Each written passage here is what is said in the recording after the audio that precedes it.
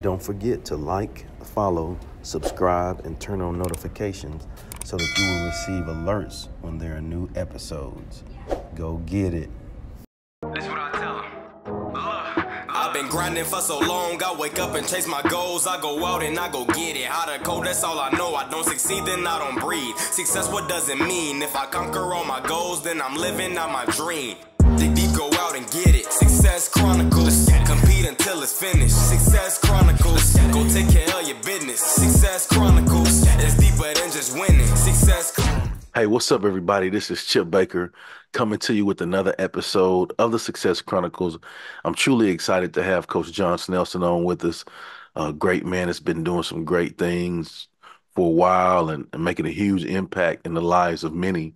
And so I'm so excited to highlight him and have him on the Success Chronicles. So first, Coach, thank you so much for taking the time to interview with the Success Chronicles. Appreciate you having me, man. Yes, sir. I know we've been trying to make it happen for a while, but man, I'm just gonna warn the audience that it's been worth the wait. I just want to warn them before we dive into it.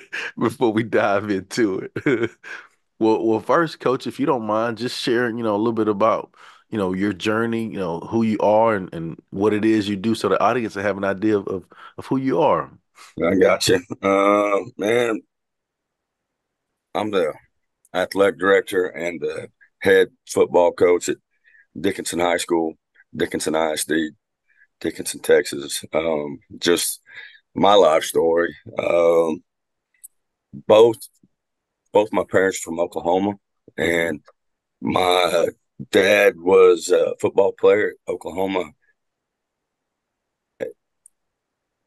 A&M, Oklahoma State now. Uh-huh. And he got drafted into World War II. And whenever he got out, the coach that had brought him there was at Houston. And so that's how my parents got down here to Houston, Texas. And I was born in Dallas, and we moved to Pasadena when I was 18 months old. My mother lived in that house until she passed in 2018. Wow. My dad worked at Champion Paper, and my mother was a teacher and a coach. She taught for 42 years. She coached for 35 years. Sister was 17 years old when I was born. Brother was 12 years old when I was born, so I was an accident. My parents were 40 years old. Mom and dad split up when I was 6 years old. So I was kind of raised like an only child with my mom, and I just grew up in the gym. So just was always around athletics, always around coaches, and always around athletes. So I pretty much knew that I wanted to be a coach whenever I got finished playing athletics. I was the kid that had all of my growth early. I was shaving whenever I was in the sixth grade, that guy. And, plus I'd grown up in the gym. So I was privy to some hand-eye coordination. So I was a decent athlete. Was multi-sport guy, played football, basketball, baseball, ran a little track whenever I was young. Freshman at Rayburn High School in Pasadena. I graduated in 1986. Mama taught me about leadership skills, so I was always a pretty decent leader. I was the class president, freshman, sophomore, junior year. I was student body president whenever I was a senior. Went to the Air Force Academy to play football and baseball there. I wasn't tough enough mentally. I just wasn't ready for all of that. And so I finished that year, but then I came home. I went to San Jacinto junior college to try out for the baseball team. Coach Wayne Graham was the coach there, and I actually did pretty well in baseball, but my academics were awful.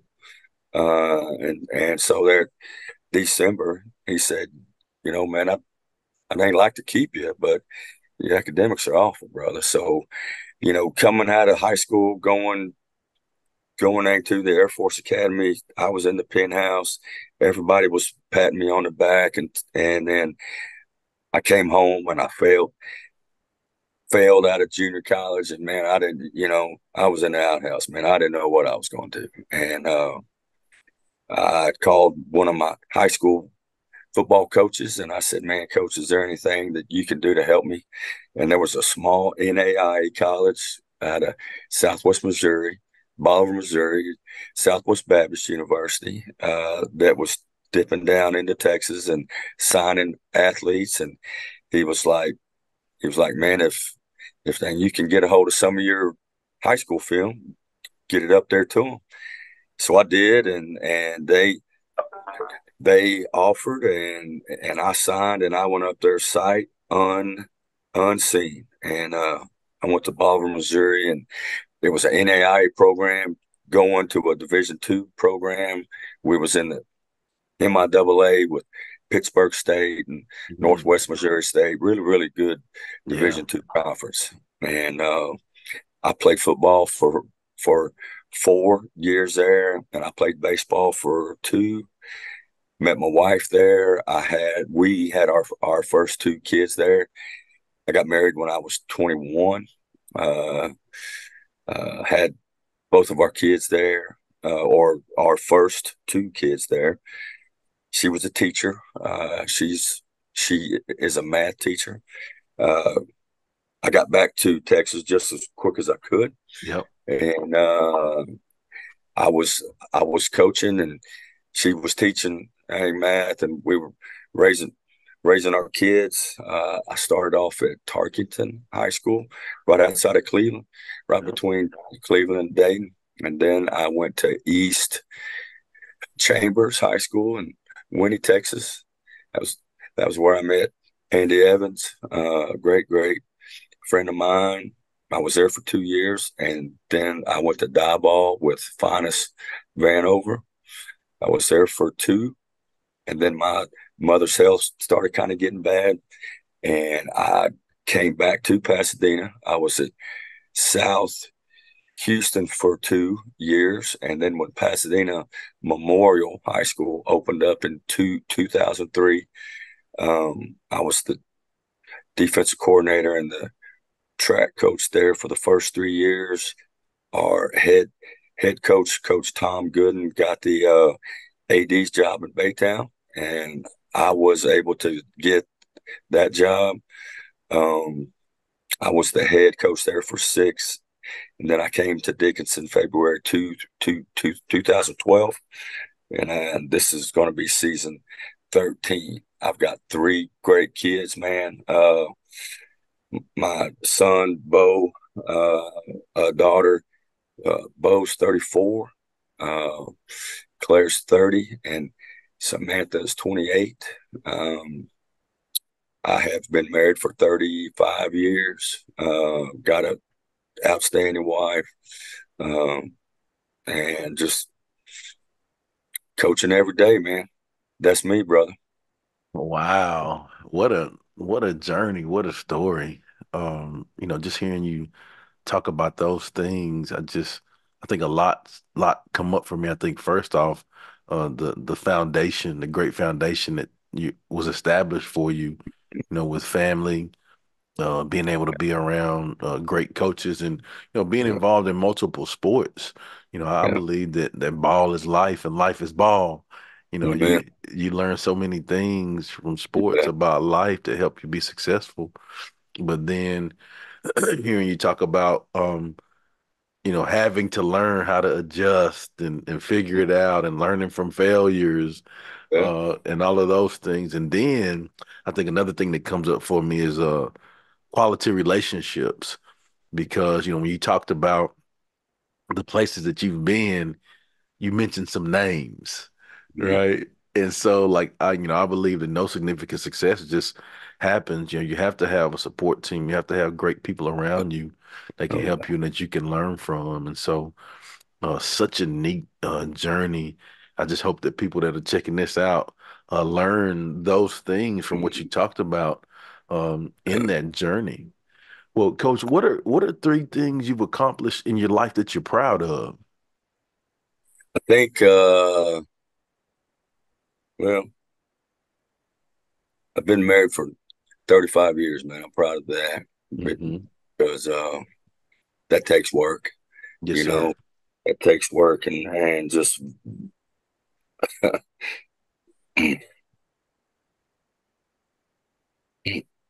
Yeah. very, very proud of my wife. Being a coach's wife is tough, man. We are gone a bunch, and man, they do everything. I mean, Yes. they do everything. So many times we take the people that we love the most for granted, and Come on, Coach. we just hey, they're gonna take care of that. They're gonna take care of that. I'm gonna do this, this, and this. I got to be there for this group of kids. I got to be there for this activity. I got to be here for this event. I got to be here for these coaches. And um, man, mama's at home, being mama, daddy, you name it, and just wives in general don't get enough credit. And man, just very, very blessed to just have a great one. She's a preacher's daughter, and it's amazing. Mm, It's amazing how similar that a preacher's life is to a coach's life. She is a small is a small town Baptist preacher's daughter. So, most people just think preachers work on twice on Sunday and once on Wednesday. But man, they steady just out there yes, sir. visiting and doing all kinds of things behind the next scenes. Very, very similar to a Just coach. like a coach. You know, half the church likes them, half of them not so much. Very, very similar to a coach's life. About every, you know, about every 3 or I think 4 years, Daddy comes home and says, "Hey, You're moving. Here we we're go. packing up. We're going to Yeah. soldier." And so, man, just God just blessed me with a woman who was prepared for that and who lived with that, and man, just I think that I I think I'm proud that she stayed with me, that she let me grow, that she let me mature, that she let me make my mistakes, that she saw something inside of me that made her want to stick, and very, very proud of that. Um, very I'm really proud of my 8 kids. I kind of joke, people say, "Man, coach, you got great 8 kids. How'd you do that?" So, well, my wife, my wife raised them ain't good, and I just whipped their ain't but good whenever they ain't needed it. It's not too far from the truth, That's a good formula, coach. That Come works. on, I come had that on. in my life. Man, my son graduated from the Naval Academy, Mm, was voted the offensive captain his senior year after never starting a game. Man, he had never started a game. He he played a bunch. Man, you've been an athlete, man. This is a story that it just touches my heart, man. About week 5, he was in the running back rotation there at the Naval Academy. And of course, they're wishbone school, so they play about 4 or 5 halfbacks, and he was in the rotation, and he made a couple big mistakes against Notre Dame, and they yanked him out, and he never got to play offense again. still was on special teams, but he never got to play offense again. And so after after that season, they voted for captains earlier than they normally would. And he was voted by his peers, by the kids that were in that locker room that see you every day, that see you raw. They see the person that you are when the coaches ain't around. And for him not to get sour, not to just pull back and get silent, but be chosen to be a leader at an academy that's full of young leaders, man, I was really, really proud of that. Um, really proud that he had that inside of him to love his team so much that his peers voted him to be their offensive captain. Then he served in the Marine Corps for 10 years and retired, and now he sells robotics. He lives right outside of Denver, man. He's doing well.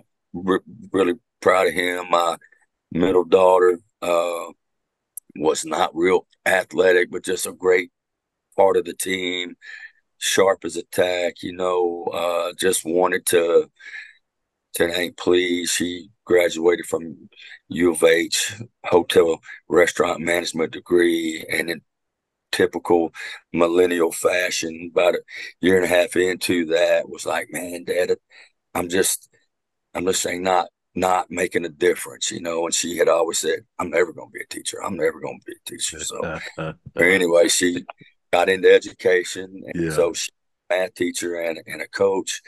She's an assistant principal at Dickinson Junior High right now. Um, just drinking out of a fire hose, learning every Yeah. day, Yeah. just taking a dang whooping every day. But man, really proud of her. And then my youngest, Samantha, she graduated from West Point. She ran track there for a bit, and then she started having problems with her feet, and so she graduated there. She's a captain in the Army. She is at Fort Bragg in North Carolina. She's she's a psychological war war warfare officer. I'm not exactly sure what that is, but Hmm. anyway, she's ain't doing that, and just really really proud of them, man. Um, and then I think last summer at coaching school, I was voted the president elect of the Texas High School Coaches Association, which is the biggest coaches association in the world. 26,000 members, and heck, man, when your peers vote for you, Yeah. something like that, man, it's just pure, and it's very very humbling. So I guess those are the three that I'd say. Coach, I have one word in response to the things that you said you were proud of, and that word is wow. Mm-hmm. Man, so good, Coach. Yeah. And the breakdown too of, with your wife, Mm-hmm. you know, and the similarities of, preachers and coaches, that service piece. I don't know if you knew, like my mother was a minister of music at our churches growing up.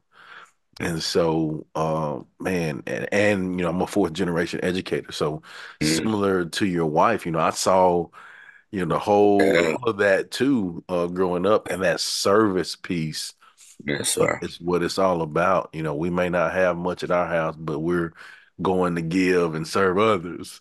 Yeah. Just seeing that firsthand Yeah. and learning that it's not about me, it's bigger than me. Mm. Right. It's about what we can do to help others. And then the big man will see fit to take care of us every time. And then believing and trusting in that. You Right. bet. It's a difference in knowing it, but then like, Oh, okay, yeah. taking it to the next step to believe and trust in that, and then Yeah. seeing that work out. And then I think, going into the second piece, like you said with your kids, I believe that when you do things of that magnitude, um, the fruit comes in your offspring, Yes, right? sir. And so like with my mother, you know, I hope I've strived to do things to make my family proud. And Yeah, like, you know, your kids, man, that is awesome, coach. And so, you know, those things don't just happen. yeah, Those things yeah. come from some good lessons taught. Yeah. You know, man, like you said, you know, my failure at the Air Force Academy, I didn't understand it then, and Mm, it's and it's still it it's still one of my biggest regrets that I didn't attack that more, that I didn't ask for help more. I just kind of pulled hang back and mm, said whatever. I was able to help my two that were at a service academy, man, because it don't matter who that you are, man, it's gonna get you, you know. yeah. And all of us get down, all of us get to feeling sorry for ourselves, and we just grab on to a negative piece that we won't let go. Mm, And uh, you know, man, like you said, it's one thing to know, but it's so much stronger and harder to trust. And just being able to help them through those times. Uh, it, I I think there was a reason why that I was, uh, you know, really God was just able to use that failure come on. to help benefit others. You know, we just we just have to be vulnerable enough and transparent enough to put it out there and trust that he is going to use it. You know, Yeah. whereas we tend to want to hide our weaknesses. You know, whenever we put it out there, someone else is struggling with the same exact thing, and um, it's it's going to help them. It's going to give them the strength to reach out and ask for help, whether it's from you or from someone else. And so I'm with you, man. Yes, sir. I think too, a lot of times when we have things that go on in our life and that we struggle with or some of our failures, a lot of times we think like oh, it's just me. Right? Mm-hmm. Like you think, oh, it's like, man, I don't know if I want to. It's just, but then like once you share it or you look around, you see that like, oh no, it ain't just you. Come on. You know, it's a lot of people in the world Yeah, that have failed in that manner as well. But the beauty of it is, like when you see that, like your failures, what you learn from it, ooh, those tests can become your testimony, right? yeah, You man. know, those failures Yeah, that you can use those that mess can become your message, which helps other people, yeah, and that's when it gets good because it lights you on fire because what you've had to grow through, um, you see that it's not in vain and it's for a yes, purpose. And that's the beauty of what we do. Like, you know, just knowing you and cheering you on and rooting you from afar. I've seen all of that, coach. mm, that's You know, awesome. I've witnessed all of that, right? All of that I said, I've seen that, right? And so just so happy and excited for you and your family with all of the amazing things that have happened along your journey and the influence that you've been blessed to make on so many people. I appreciate that, brother. Yes, sir. Well, just hearing you talk about your journey and hearing you discuss the things that you're proud of, the people you're proud of, I would consider that to be hugely successful. So let's hit on success, coach. What is Mm. your definition of success? And I'm gonna tell you, I was supposed to do this a couple months ago Mm, with you, and that question, uh, that is a tough one because what the world says success is, and what I deal with, one of my weaknesses is we've never won the big one. mm, We've never won state championship here, you know, since I've been here. And you know, lots of people think wins and losses is success, and to a degree it is.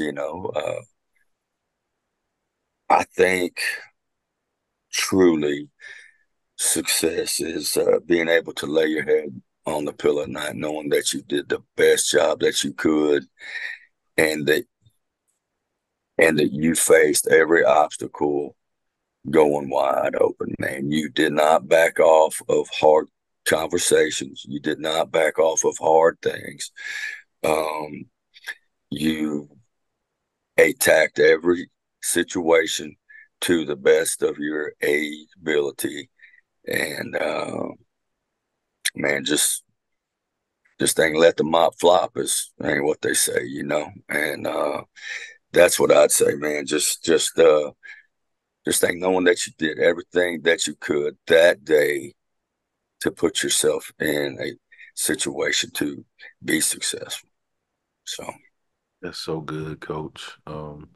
It's so true. I think I think what you talked about when you allow yourself to be able to do that, I think it brings about a peace within you, regardless of what's going on, because you know you've done everything that you could do.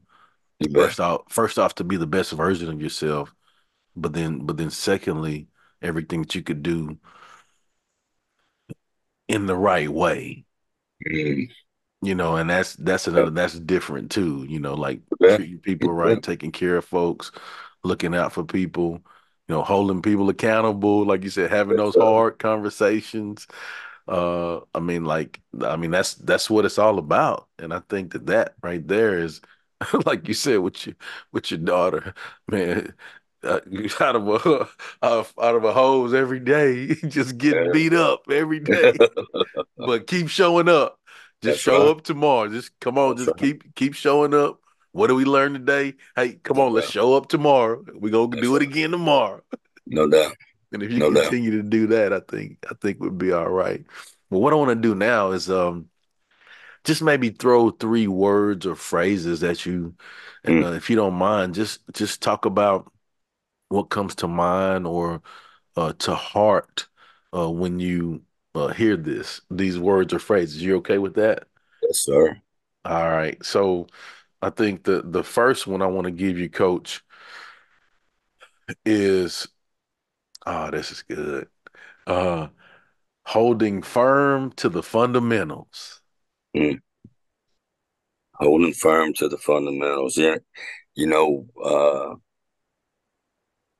blocking and tackling is what wins football games. It doesn't matter what scheme you run. Doesn't matter if you're in a spread, if you're in a wishbone, if you're in the I formation, split back veer, West Coast offense, man. It doesn't matter.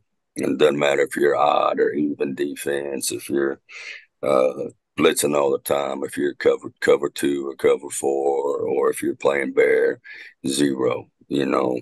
You got to block people and you got to tackle people. And, you know, lots of times as coaches, we get enamored with certain plays or a lot of different plays. And so our call sheet is 40, 50 plays. Well, if you got 40 or 50 plays on your call sheet and your opponent runs multiple defenses, how many times are you really practicing that play versus a specific look? And if you're only hitting it once or twice per week, you're not mastering it. You know what to do, but you don't know how to fix it. And so, as a football coach, whether you're an offensive coach or whether you're a defensive coach, you've got to guard against a call sheet that looks like an NFL call sheet. Because I mean that's what those guys do for an ain't living, right? Yeah, and it's not what we know as coaches. It's what we can get our kids to understand and what our kids to execute. And you know, mastery comes through repetition. And if you're only repping one play twice, you know, Bruce Lee says that he fears, not a person that has 10,000 kicks, but the guy who has practiced one kick 10,000 times, and I just think repetition is talking about fundamentals, which is talking about mastery, which is talking about how that you win. Yes, sir. Yes, sir. All right. The second phrase I want to give you, coach, is living and learning. Mm, wow. Yes, sir. Hey, I told you. Yeah, man. Uh, man, if sooner or later you're gonna figure out that you better have a growth mindset, because um, I think probably all of us, uh, you know, once once we figured out that we knew it all was when we really started learning, because man, just you know, just that pride portion of thinking that you are a master, that you know it all, and man, there's just always so much more to learn, and there's just so many facets to our own personal being, our own personal life, our own personal job. Uh, being the you know being the head coach means a whole lot more than just having your name on the name mail. It's man, not only are you coaching kids, but you're coaching coaches. And I think that's the difficult part. It's easy to motivate kids and to coach kids. The difficult part is managing adults and getting everybody facing true north, you know, uh, because everybody has their own ideas. Everybody wants to feel valued. Everybody wants to be heard. And so you've got to give everybody a voice. You've got to make them all feel valued. And at the end of the day, there's only one way that we can go. And so we have to have those difficult conversations where, hey, just just because we didn't go with your idea doesn't mean that it wasn't a good one. It just means that it wasn't best for the Dickinson Gators at this point in time. So that's what I'd say about that, my friend. So good, coach. So good. Ooh. All right. So this last one, coach, I'm gonna always when I give this one, I'm gonna tell you, I'm gonna pause a little bit and then I'm gonna lean it, I'm gonna lean it to you. I'm gonna tell you, hey, this the good one right here, coach.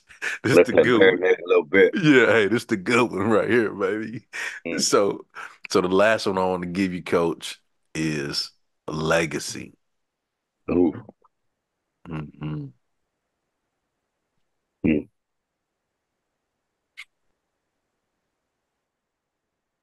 Man, that's a good one. Mm.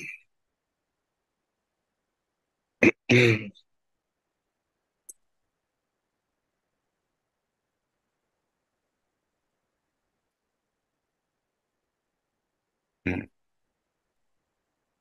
Legacy. Wow. You know,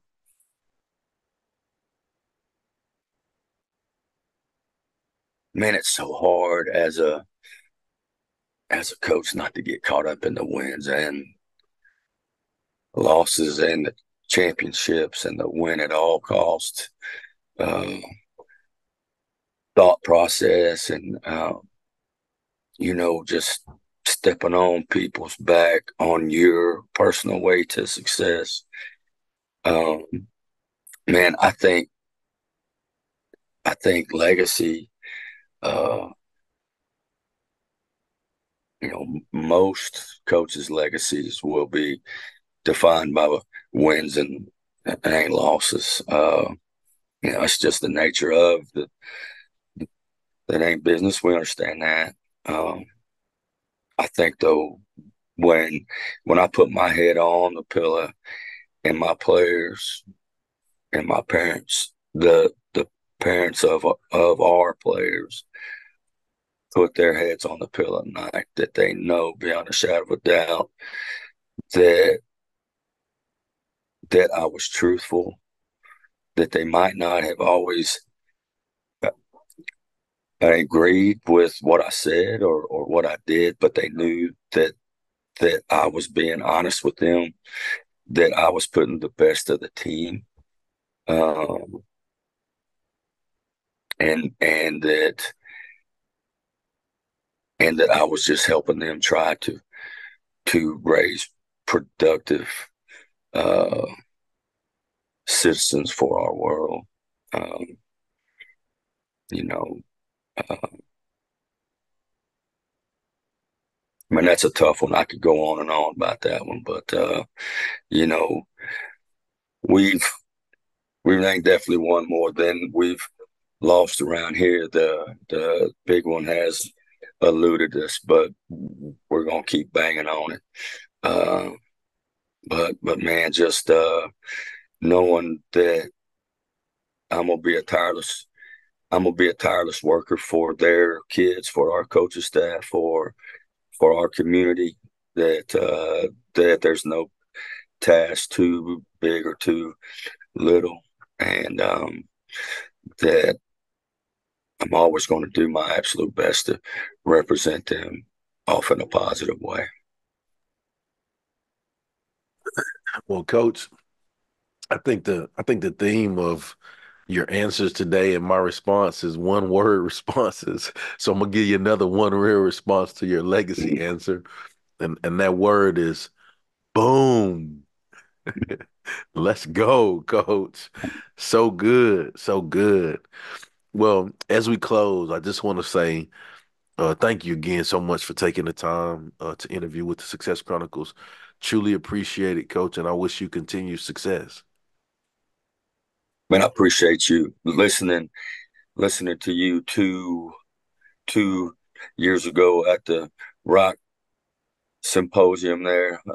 Man, you are absolutely touched by thank God, and just I appreciate men like you being willing to share and put their own self out there and letting other people tell their own story. So maybe somebody can benefit. I promise you, whoever gets to share with you has got to check their own self to see if they're really practicing what they are preaching. And man, I appreciate you and just wish you the absolute best too, my friend. Well, thank you so much, Coach. I truly appreciate that. And thank you guys for checking out this episode. We'll see Mm. you next time. God bless. Go get it.